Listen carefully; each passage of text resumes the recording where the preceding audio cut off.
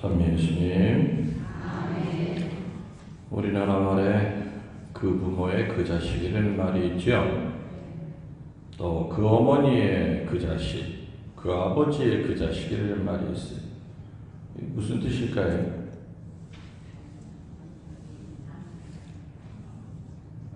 닮았다는 얘기죠.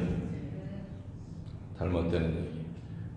근데 이 말은 좋은 뜻으로 쓰일 때도 있고 나쁜 뜻으로 쓰일 때도 있어요. 아주 자식이 그냥 못돼 먹었어.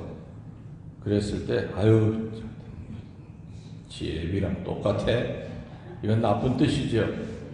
근데 자식이 너무너무 모든 행동 거지가 바르고 겸손해. 그랬을 때 아유 아버지랑 어쩜 저렇게 똑같아. 그럴 때는 칭찬의 뜻이고 존경의 뜻이죠. 그 어머니의 그 자식, 이 말을 내가 왜 하냐면은 오늘 엘리사벳과 마리아가 만나죠. 이 모습을 보면 마치 누구랑 누가 만나는 것 같아요. 나중에 이 둘 사이에서 누가 나와요? 예? 요한과 예수님이 나오죠.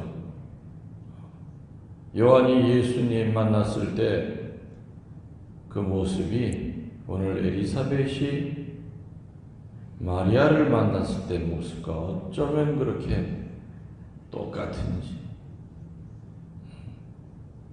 그러니까 태교 때부터 세례자 요한은 뭔가 그 어머니의 겸손, 그리고 분별할 줄 아는 그 마음, 이런 거를 참 잘 받아들인 것 같아요. 그래서 애 10달 동안 배고 성질만 부리고 소리만 빼락 지르면 애가 태어나서도 그냥 계속 그냥 소리만 지르고 성질이 못하는 거 똑같아요. 태안에서부터 사람 수태될 때 몸뚱아리가 그야말로 손톱 반만 타더라도 영원히 손톱 반만한 건 아니죠. 잉태되는 그 순간부터 영혼을 완전하기 때문에 다 알아들어요. 탯줄을 통해서 영향만 받는 것이 아니라 영적인 것도 같이 받죠. 그래서 아무튼 어떤 자식을 만드느냐 하는 것은 그 부모한테 달려있어요. 특별히 그 어머니한테 달려있다고 좀 봐요. 아버지가 못돼도 적어도 엄마만큼 중심을 딱 잡고 자식을 키우면은 아버지에 대한 그 미움조차도 엄마의 사랑 때문에 상쇄가 되고 그 자식은 잘못되질 않아요. 근데 아버지 엄마한테 다 사랑을 못 받고 자란 자식은 얘기하면 안 하죠. 분명히 문제가 생깁니다. 오늘 이 두 여인, 이 세상 역사 이래 여자들끼리의 만남 중에서 이렇게 드라마틱하고 이렇게 역사적이고 위대한 만남이 과연 있었을까? 여러분들 혹시 생각나는 여인의 만남이 있으면 얘기해 보세요. 오늘 이 두 여자의 만남보다 더 위대한 만남이 있으면 얘기해 보라 이거예요. 태초 이래 없어요. 태초 이래. 한 사람의 몸에는 메시아를 예비할 세례자 요한이 그 태중에 들어 있었고, 마리아의 몸에는 바로 구세주가 어마어마한 보물을 가지고 있는 그 귀한 여인들 둘이서 만난 거예요. 그러니까 인간의 역사에 이렇게 아름답고 위대한 만남은 없죠. 없어요. 유대인들은 애가 없는 것은 수치요, 치욕이었죠. 마치 벌이라도 받고 있는 것처럼 여겼기 때문에 본인 스스로가 사람들 대하는 것을 대단히 부끄러워하고 잘 만나지 않았습니다. 더더군다나 엘리사벳의 남편은 그냥 일반 평범한 사람이 아니라 제사를 드리는 사제였어요. 그러니까 주가리아도 얼마나 위축이 되어 있었겠습니까?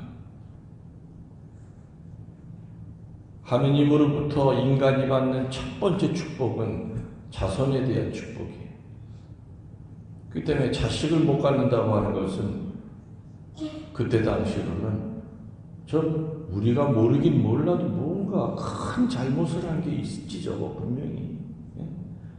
본인들은 잘못한 게 없어도 아마 조상들 가운데서 저렇게 대가 끊어질 정도로의 큰 벌을 받을 만한 뭔 짓을 한 게 분명히 있어.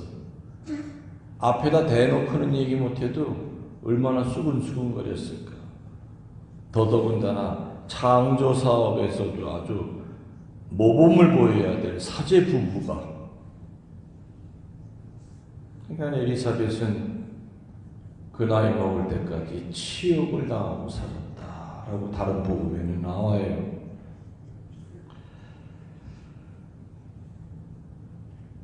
이렇게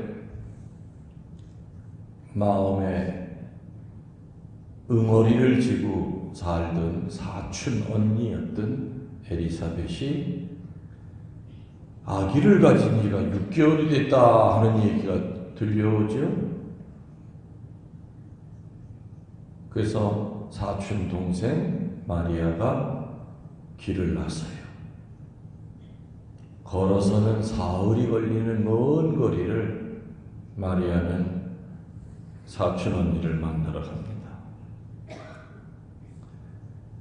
마리아가 엘리사벳을 만나서 인사를 하자 엘리사벳의 뱃속에 들었던 아기가 뛰놀았다. 그 아기의 이름은 장차 뭐가 된다고요? 요한이 돼요. 그리고 엘리사벳 자신도 성령의 감도를 받아 소리 높여 찬미의 노래를 부르죠. 그게 뭐예요?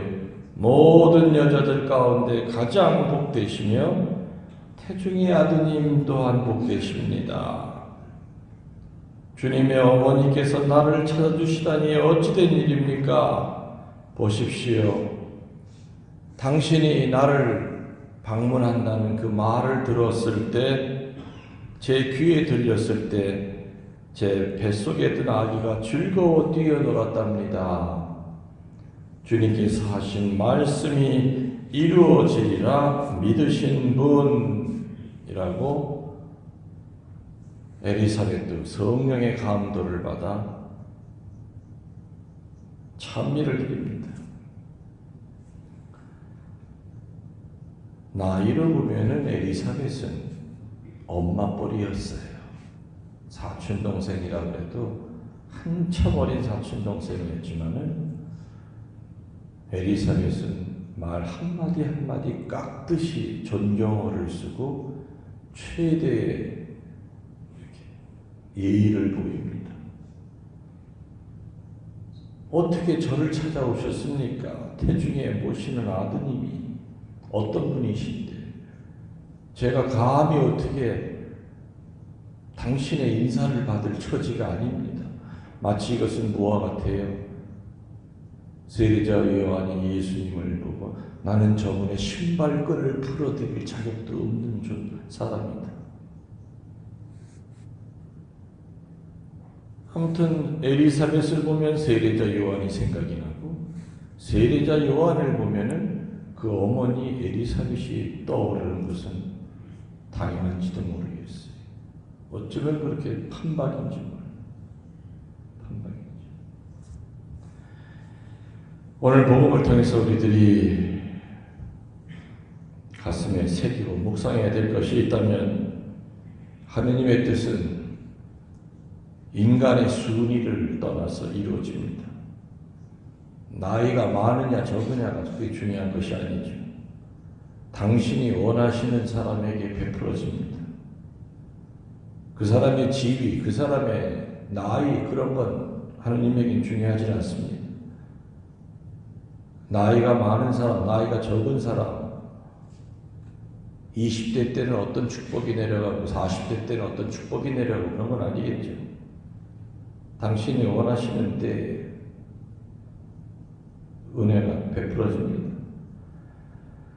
따라서 우리는 인간적이고 혈연적인 것의 매임으로 인해서 하느님의 섭리를 분간하지 못할까 하는 두려움을 가지고 살아야 됩니다.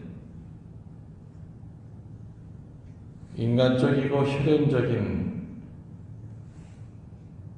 그 시간 속에 우리들은 살아가다 보니까 하느님은 어떤 때는 바로 그러한 제약이 되어 있는 그 울타리 안에다가 은총을 집어넣어 주실 때가 있죠. 어떨 때 우리는 그것 때문에 하느님의 섭리를 분간하지 못할 때도 있다는 겁니다. 나자렛 사람들이 예수님을 한갓 목수의 아들로 여기는 그 어리석음 속에 집착하였기 때문에 하느님의 은혜 자체가 자기 동네에 들어왔는데도 불구하고 심한 박해를 받고 예수님은 떠납니다. 그리고 그들에게 믿음이 없는 것을 이상하게 여깁니다. 엘리사벳처럼 성자를 잉태하여 품으시고 낳으시고 그 아드님과 함께 계시는 비록 내 사촌 동생이지만은 내 딸보다도 나이가 어린 아이지만은 바로 그분은 내 사촌 동생으로 보는 것이 아니라 나보다 훨씬 어린 그런 사람으로 보는 것이 아니라 저 마리아가 품고 있는 분이 어떤 분인지를 알아보는 신앙인이 되어야 됩니다. 맞죠? 맞아요. 다시 말하면은 여러분들이 온몸에 누구를 품고 살아가느냐에 따라서 세상 사람들은 여러분을 바라보는 시선이 달라질 겁니다. 분명히 달라질 겁니다.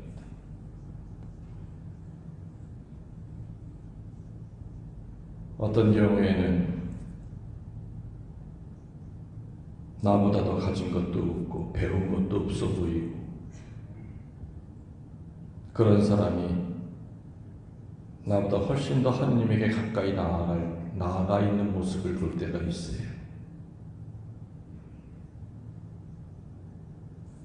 그럴 때 우리들은 부러움도 들고 또 한편으로는 시기심도 들고 그럴 때도 있겠죠. 우리들이 경계해야 될 것 중에는 바로 그런 것들이 굉장히 중요합니다. 하느님의 뜻은 인간의 생각을 떠나서 인간이 머릿속에 품고 있는 그 순서를 떠나서 이루어질 것이고 당신이 원하시는 사람에게 베풀어진다고 하는 이 사실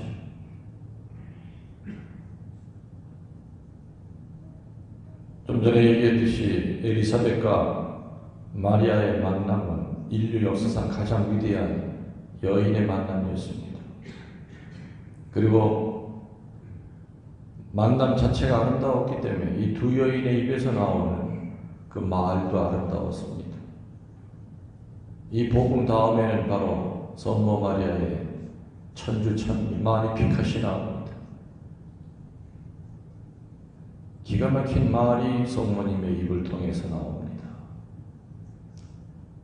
마리아와 엘리사벳 사이에서 이루어졌던 그 수많은 말들, 엘리사벳의 입에서 나왔던 오늘 우리가 들었던 찬미의 말, 또 성모님의 입에서 나올 마니피캇, 그 내용을 보면은 구원의 역사가 무엇인지가 거기다 종합적으로 정리가 되어 있습니다. 마니피캇에 보면은 사회적인 혁명, 도덕적인 혁명, 현실적인 혁명, 내 태중에 든 바로 이분이 이 세상에 나와서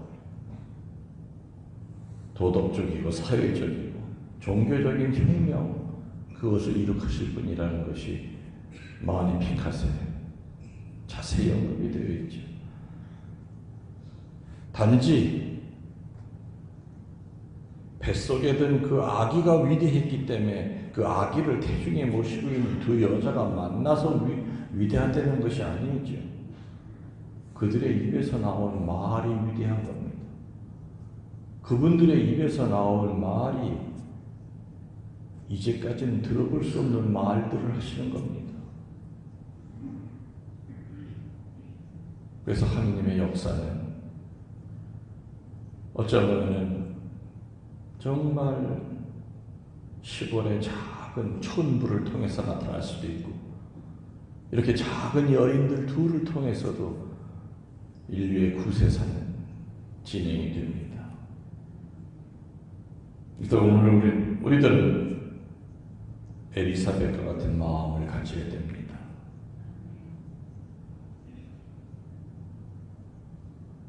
예수님을 늘 모시고 다니는 듯한 그런 형제를 만날 때가 있습니다. 예수님을 늘 품고 다니는 듯한 그런 자매를 만날 때가 있습니다.